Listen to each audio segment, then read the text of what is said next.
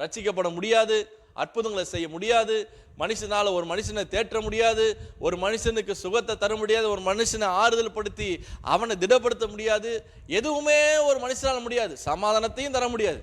ஆனால் நாம் ஆராதிக்கிற இயேசு கிறிஸ்துவினால நான் சொன்ன எல்லாவற்றையும் தர முடியும். அவரை நோக்கி கூப்பிடும்போது அவர் நமக்கு இறங்கி வந்து சமாதானத்தை தருவார், வியாதியிலிருந்து விடுதலையை தருவார், எல்லா விதமான பிரச்சனையிலிருந்து கர்த்தர் விடுதலையை தருவார். அவர் நமக்கு முன்பாக போவார். அவரால் கூடாதது ஒன்றுமே கிடையாது.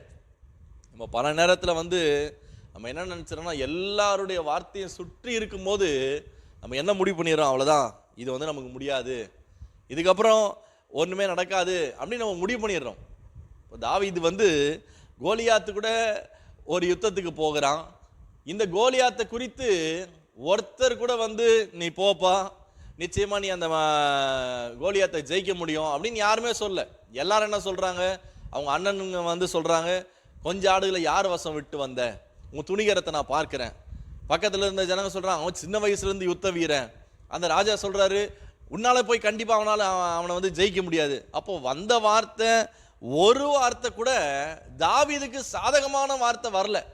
எல்லாமே எப்படிப்பட்ட வார்த்தை வருதுன்னா, உன்னால முடியாது, உன்னால் நடக்க முடியாது, நீ அவனை ஜெயிக்க மாட்ட, நீ போக மாட்ட, வரமாட்ட.